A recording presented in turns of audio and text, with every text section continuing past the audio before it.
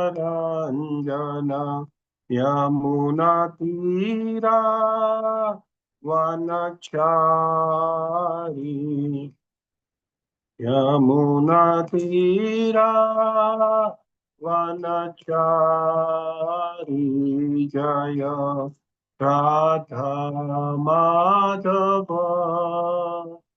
कुंज बिहारी जय राधा माधव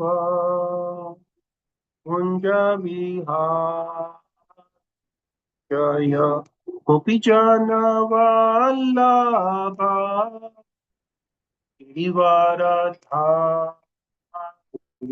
जय गोपीजन वल्लभा गिरिवरधारी यशोदानंदन व्रज जनरंजन Yashodanandan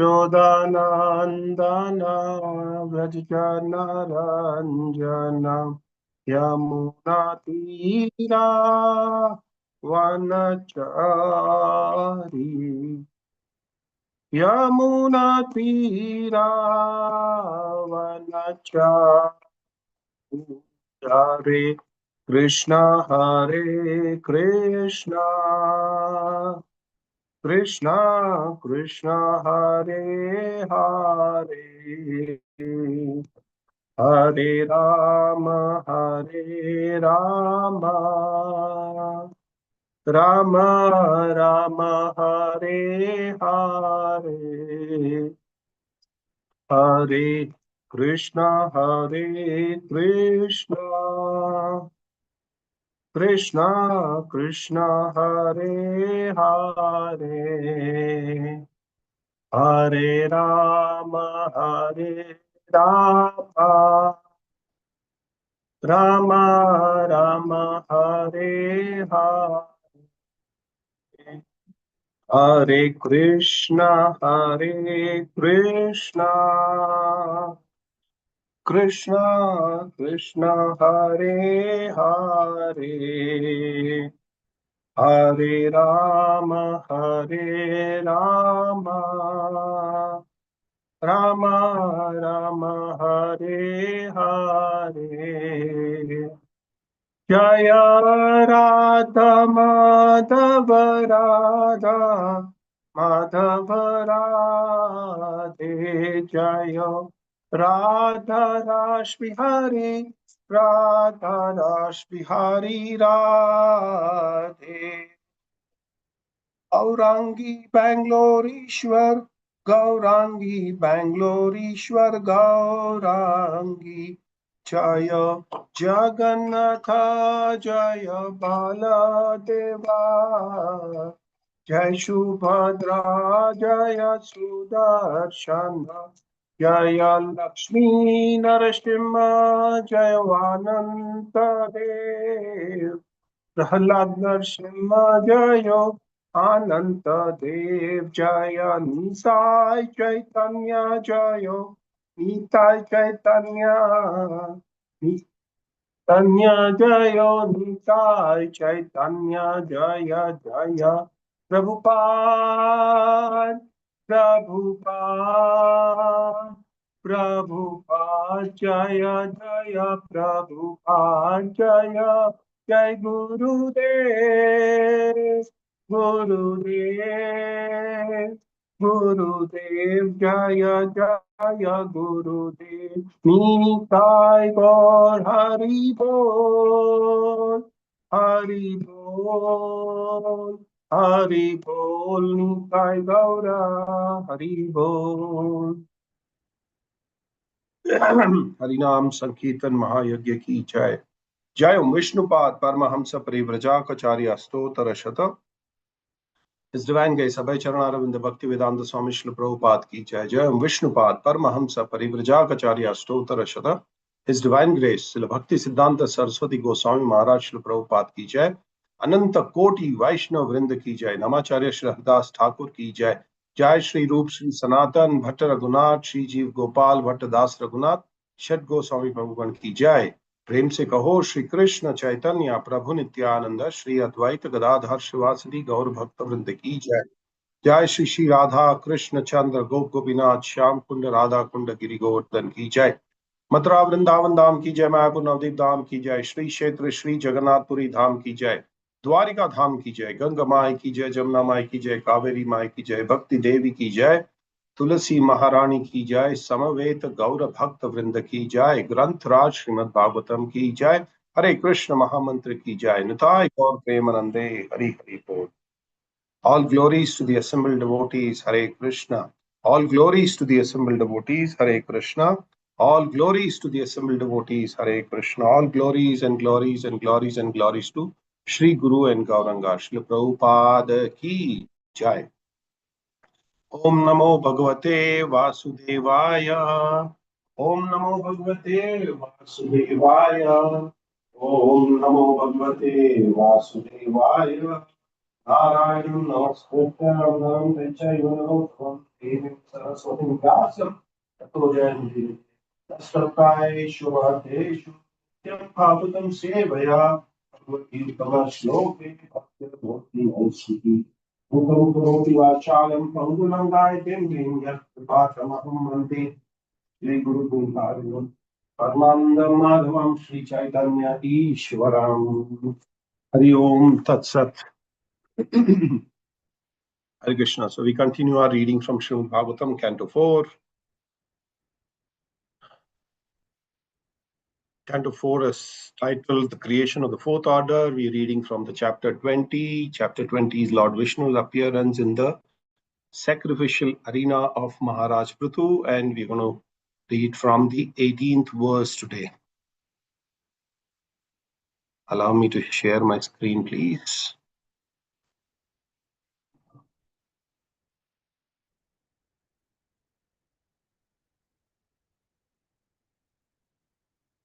Okay.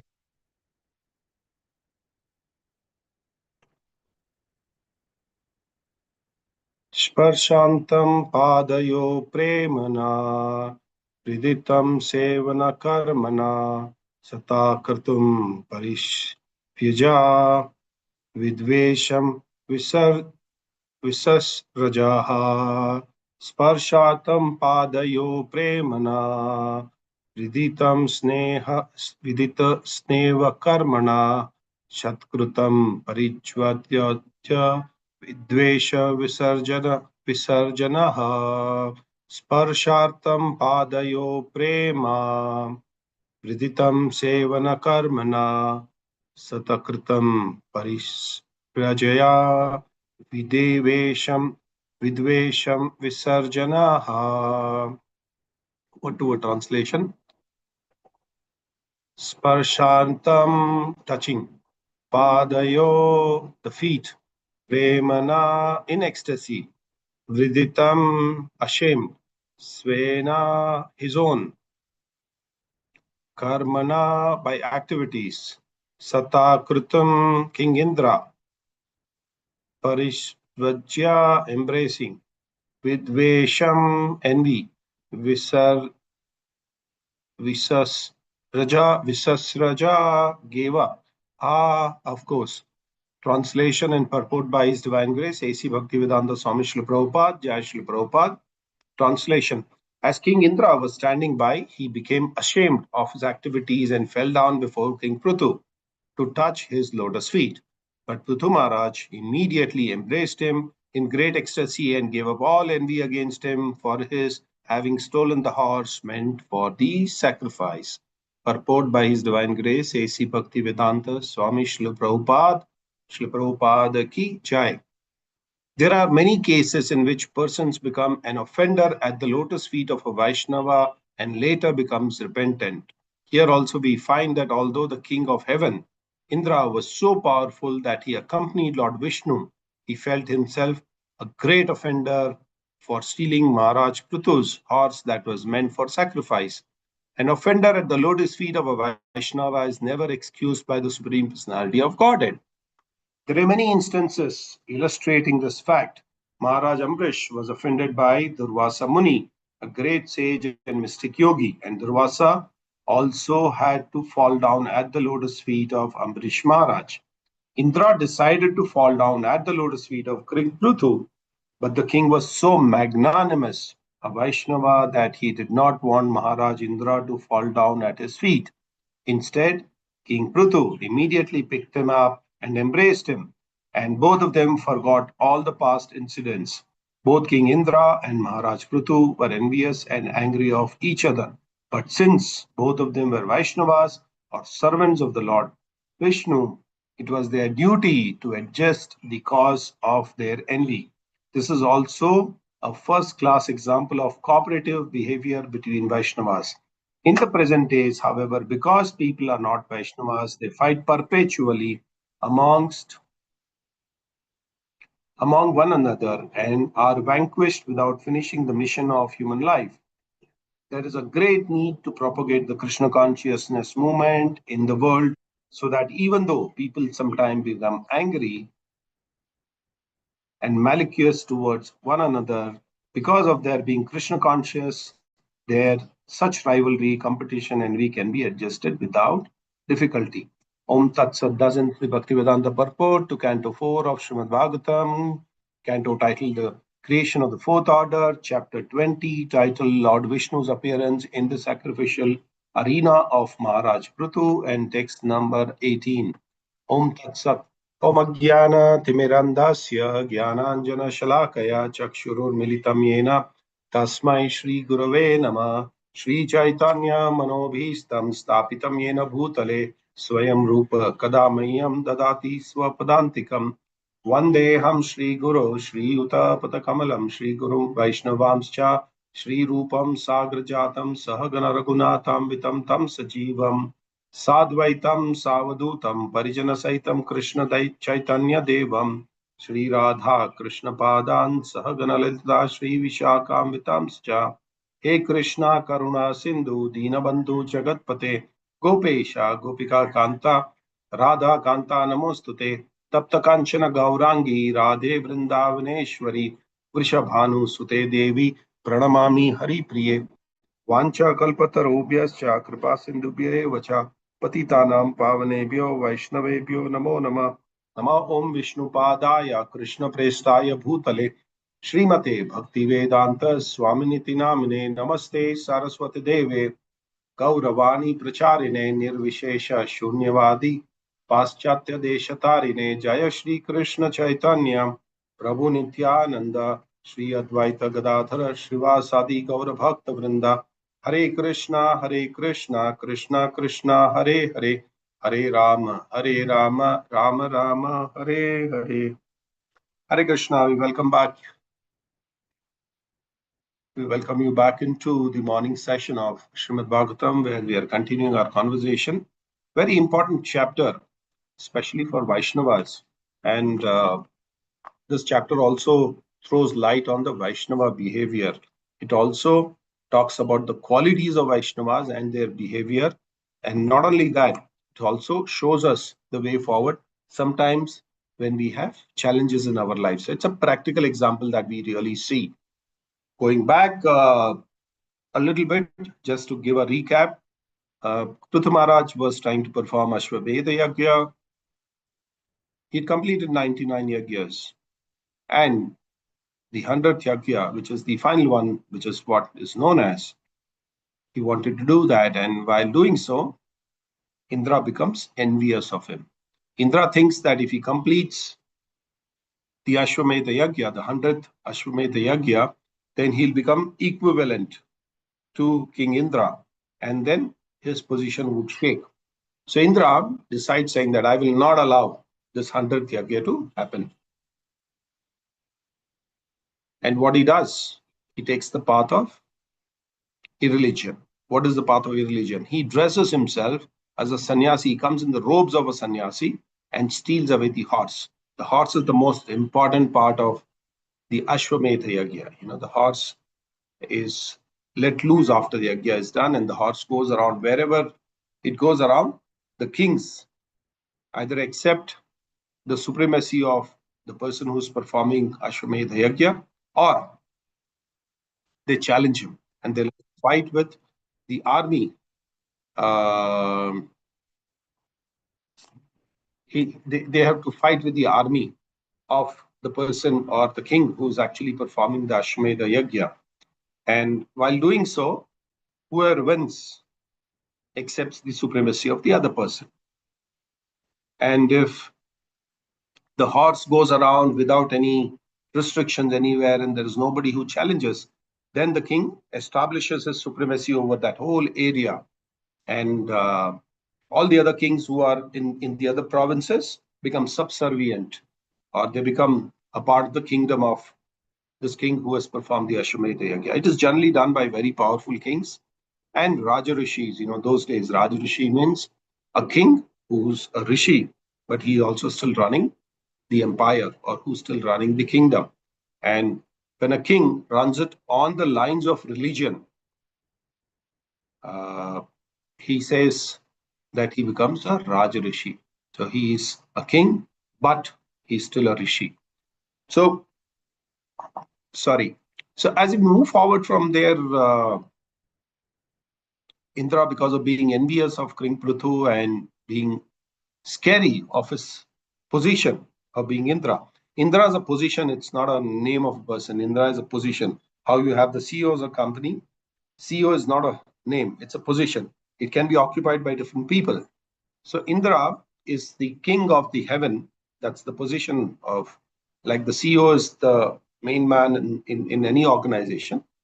Likewise, Indra is occupying the highest position and he's enjoying that heavenly planet and he's the king of the heavenly planet and his position is becoming a little shaky.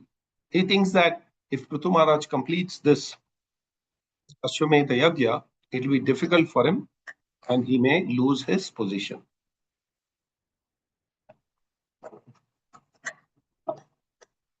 And that was a myth. Prithu Maharaj was a wonderful devotee, Satyavesh avatar by himself, incarnation of the Lord. So Lord is over and above Indra, but somehow Indra did not really realize that. This is the second incident that we see here, which is happening. In the previous incident, Indra becomes envious of the Govardhan Vasi or Vrindavan Vasis. And when they stop the worship of Indra, he becomes very, very annoyed. And he sends the Samantaka cloud, the torrential rains. And how does Krishna take it? He just lifts the Govardhana hill on his left hand, small finger of the left hand, yeah, and stands there for 7 days and 7 nights. And Indra's pride is crushed into small, minute particles. And he realizes that this is whom I'm challenging is the Supreme Personality of God and my own Lord. He comes and begs forgiveness, and Krishna forgives him. Here also, he tries to challenge the Lord. Well, Prithu Maharaj is none other than the Shaktavesh avatar of Supreme Personality of Godhead himself. So he's as powerful as Krishna himself. But Prithu Maharaj doesn't show that up. When Indra takes away the horse in an irreligious way, Prithu Maharaj really gets annoyed and he wants to fight with Indra. But in the interim, Brahma comes there and he tells him that you still have the benefit of 100 Ashwamedha Yajna despite you are only doing 99 Ashwamedha Yajna. Why are you worried? Just leave it. It shows on the instructions of Brahma, Prithu Maharaj decides that he will not go ahead with the 100 Ashwamedha Yajna. He abides by the orders of seniors in the society. For in Brahma, in that level of being the position, he was at a higher position and he listens to Brahma and says, okay, I will stop the fight. I will not venture further and I will not even want to complete the 100 Ashwamedha Yajna because Brahma has assured him saying that you have the benefit of 100 Ashwamedha Yajna even if you perform 99. Why do you want to fight with Indra? He leaves it there. And when Indra gets to know this, saying that, he's just left it and he doesn't want to fight with him, he feels one is relieved, saying that my position is now secure. And the second thing, he feels ashamed. And Lord Vishnu himself comes to meet with Prithu Maharaj. And when Prithu Maharaj is seeing Lord Vishnu in front of him. He falls at his lotus feet and starts glorifying Prithu Maharaj, starts glorifying Lord Vishnu. And Lord Vishnu, after this, glorifies Prithu Maharaj for his qualities. And Prithu Maharaj is amazed. He begs the blessings of the Supreme Personality of Godhead. And he says, "Oh, my Lord, I'm not qualified for all this. Whatever I am today is because of your mercy." And when Lord Vishnu is glorifying Prithu Maharaj, Indra gets bewildered and he realizes that Prithu Maharaj is not an ordinary person. He's the Satyavish Avatar himself. And then, being ashamed of the act that he had performed, of stealing away the horse in guise of a sannyasi, because a sannyasi never does such activities. He'll never steal anybody's things. But when you're in guise of a sannyasi, when you're just wearing the robes of a sannyasi, but you can do all kind of nonsense activities. That is what he did. So that was irreligious. And he feels really ashamed of himself, goes and falls at the feet of Prithu Maharaj. That's where we've left it. And this is where today's conversation actually starts. When Indra tries to fall at the lotus feet of Prithu Maharaj, he just picks him up. He comes forward, picks him up, and embraces him. And this is the time that both of them are envious of each other. Indra is envious of Prithu Maharaj because he was performing hundreds Ashwamedha Yagya, and he could become Indra. He could take over the position of Indra. On the contrary, on the other side, Prithu Maharaj is envious of Indra because he intervened. He did not allow him to complete 100 Ashwamedha Yagya. But soon after, he sees the quality of Indra. Indra, if you notice, he's in the higher position, so-called higher position. Yeah, because he's the king of the heaven. And if he can fall down at the lotus feet of Prithu Maharaj also has this compassion and the magnanimity. Srila Prabhupada mentions this word of saying magnanimous, the magnanimity of picking him up and embracing him. And when they embrace each other, Prithu Maharaj and Indra, the enviousness is completely gone. Yeah, so this is the biggest quality of Vaishnava.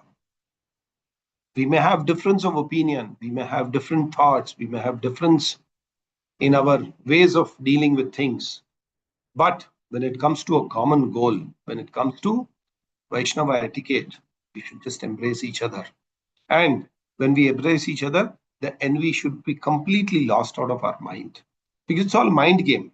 The mind is saying that you're right and I am wrong, or you're wrong and I am right. Both ways. Yeah. It is all a mind game. But when we embrace a Vaishnava, when we take mercy of a Vaishnava, when we become subservient, when we show our quality of humility, the quality of Vaishnava comes out and he forgets the enviousness. So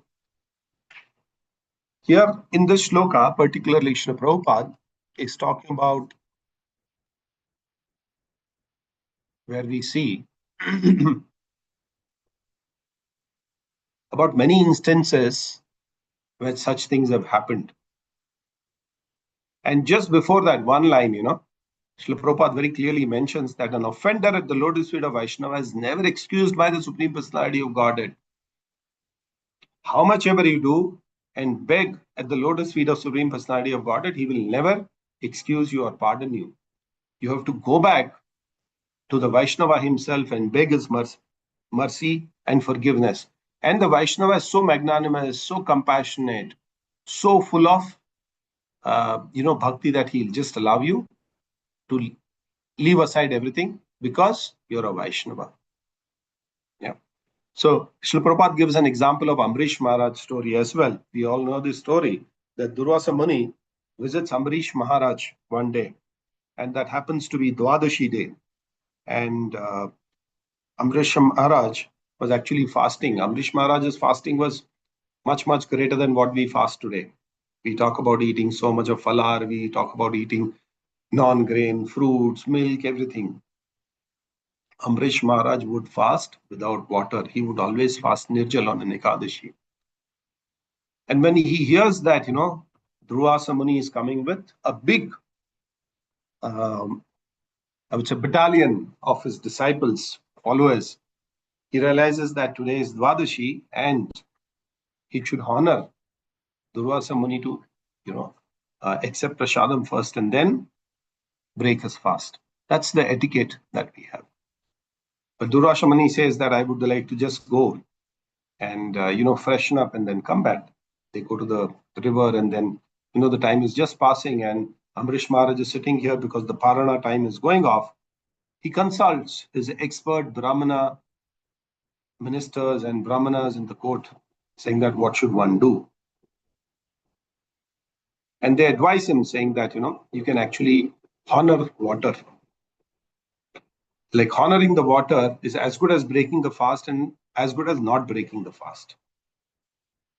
Just when Amrish Maharaj is honoring water, when he honors, Durvasa Muni enters and he says, you've insulted me. You've insulted a great guest, which is not right. The etiquette says that first the guest should be fed and then only the host should honor prasadam. So Amrish Maharaj tries to, beg his mercy and say, I'm sorry, but the time was passing by and I took advice of all these devotees who were sitting here, all the brahmanas, and they advise saying that, one can actually take water, and water does not mean that it is breaking of the fast. At the same time, it means that you've broken the fast. But Durvasa Muni, as you know, has anger, a lot of anger, and his anger is right on the nose tip. It is said, anger is always sitting on the nose tip. So he has this anger and he says, he tries to curse him. But Amrish Maharaj falls at the lotus feet of Durvasa Muni and begs forgiveness. He doesn't still forgive him. And he curses him. And when, despite Amrish Maharaj being right, Durvasa Muni curses him, Lord Vishnu gets really offended, saying that this is not correct. My devotee cannot be offended. And he sends his Sudarshan Chakra behind Durvasa Muni to kill him. Durvasa Muni runs for his life. He goes to Indralok, request Indradev, please help me. This Sudarshan is following me and I may be killed. Indra says, what can I do? It is Lord Vishnu's Sastra. I can't stop it. He goes to Brahma. Brahma says, expresses his inability, saying that I can't do anything about it. He goes to Lord Shiva. Shiva says, whatever the Lord desires can be done. Who am I to interfere into this matter? And then Durvasa Muni tries going everywhere, but Sudarshan is continuously following him and he's scared of his life. So then that comes to his mind. He goes and falls at the lotus feet of Amrish Maharaj. But Amrish Maharaj, again, being a great devotee of the Lord, Amrish Maharaj is one of the greatest devotees of the Lord. He doesn't take it as an offense. When Durvasa Muni tries to fall at his lotus feet, he embraces him and he himself falls at the feet of Durvasa Muni and begs his mercy and apologies. And then, because Amrish Maharaj was magnanimous, he lets it go. Sudarshan stops there. He gives the instructions to Sudarshan saying that, no, please don't harm Durvasa Muni. And that's where it ends. So we see that devotees of the Lord are very, very magnanimous. They don't take it as an offense and they don't have envy against the other person. In this sloka also, Prithu Maharaj does not take it as an offense. He says, it's okay, no problem. They embrace each other and then they're absolutely good to go.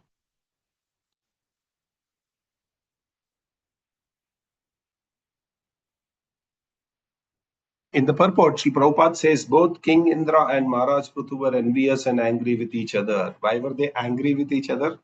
Because Prithu Maharaj was angry because Indra was not allowing him to complete the Ashwamedha Yagya. Why was Indra angry with Prithu Maharaj? Because he was trying to perform Ashwamedha Yagya and he would lose his position. So he says both of them were angry and envy at each other. But since both of them are Vaishnavas or servants of Lord Vishnu, it is their duty, very important, it is the duty of a Vaishnava to adjust the cause of their envy. Srila Prabhupada underlines the statement saying that it was their duty to adjust the cause of their envy in the final service of the Lord. This is also the first class example of a cooperative behavior between Vaishnavas. In the present day, however, because people are not Vaishnavas, they fight perpetually among one another and vanquish without finishing the mission of human life. We see many times, we're fighting over something which is not really important. And what happens in the fight? In the fight between these two people, they actually forget the base why they had started off with it. And they actually leave without finishing the mission which they have accomplished. Yeah. So Srila Prabhupada at the end points out saying that there's a great need for propagating Krishna consciousness, because this Krishna consciousness in the world, if it is propagated, even though sometimes people become angry and malicious towards one another, because of their being devotee of Lord Krishna, they come together for a common cause. Like how we see Indra and Prithu Maharaj here coming together, despite having difference of opinion, despite having envy, despite having anger, they come together. And such rivalry is vanquished completely just because they are Vaishnavas, because they are Krishna conscious. And the competition between them is completely eradicated. That is why Srila Prabhupada insists that, in this world, we need Krishna consciousness. And what is Krishna consciousness? It is being conscious of what Krishna wants us to do. It is not, I'm Krishna conscious. Just by saying I'm Krishna conscious, you don't become Krishna conscious. It is by acting on those grounds, it is by acting in those qualities, one becomes Krishna conscious. Doing things which Krishna wants us to do. Now, the question will come saying that, how do I know what Krishna wants us to do? You can realize what Krishna wants you to do through Sadhu, Shastra, and Guru. Yeah, there's a very nice shloka which I would like to take it for our understanding. This is the 16th shloka in 4th chapter of Bhagavad Gita. Kim karma kim akarmeti kavyotra atra mohita tatte karma pravishyami yajnatva mokshaya subhat. It says, even the intelligent are bewildered in determining what is action and what is inaction. What is karma and what is akarma. You get bewildered. What I'm doing is right or what I'm doing is correct. We don't know. Now I shall explain you the action is. I shall explain you what action is, knowing which you shall be liberated from all misfortune. So if somebody knows what is action and what is inaction, he can be liberated. Just a simple knowledge. And Krishna gives this knowledge through Arjuna to us. Okay. And the first paragraph of the purport for this shloka, Srila Prabhupada says, action in Krishna consciousness has to be executed in accordance to the example of previous bona fide devotees. This is recommended in the 5th verse. Why such action should not be independent will be explained in the following text. So in the following text after this 4.16, it is explained that why such action should not be independent. Okay. And to act in Krishna consciousness, one has to allow the leadership of authorized persons who are in line of disciplic succession, as explained in the beginning of this chapter. So, if a person gets to know what is action and what is inaction, liberation is guaranteed. You don't have to worry about what happens after that. It is very easy. And if we follow the footsteps of the Vaishnavas, if we follow the footsteps of the Acharyas, many times people tell me, what is Acharya and what is Vaishnava? Acharyas are those who are actually the guiding force for us, and they are non-different from Vaishnavas. Acharyas and Vaishnavas both fall in the highest category of devotees. Acharya, one is self, they show us how we have to behave. One who shows you how to behave is an acharya. He practices it himself. Yeah. We call Namacharya. Why are we calling Namacharya for Srila Hardas Thakur? Greatly of the devotee of the Lord, very close associate of Chaitanya Mahaprabhu. He would go and embrace him. And Hardas Thakur would say, no, no, no, I am born in a lowly family. I am born in a Malecha family. No, no, don't come near me, my Lord. But Chaitanya Mahaprabhu would go and meet, hug him, embrace him. Why is that? Chaitanya Mahaprabhu knew that this is a pure soul. He doesn't go on the bodily platform. So Namacharya, one who teaches us how to chant the holy name of the Lord. Hare Krishna, Krishna Krishna, Hare Hare, Hare Rama, Rama Rama, Hare Hare. So that is why he is called as Namacharya, an Acharya who teaches us how to take the holy name of the Lord or how to chant the holy name of the Lord is called Namacharya. Acharya are those, as I said, who are actually teaching us by their own examples, who are actually guiding us how to progress in spiritual life. Okay? So, a very nice understanding of this verse today, that despite having difference of opinion, Maharaj Prithu and Maharaj Indra come together, embrace each other, and their envy is completely gone. Their anger is completely gone against each other. And the quality of a Vaishnava is that Prithu Maharaj could have said, yeah, you have offended me. Please fall at my lotus feet. So Prithu Maharaj embraced him. He picked him up.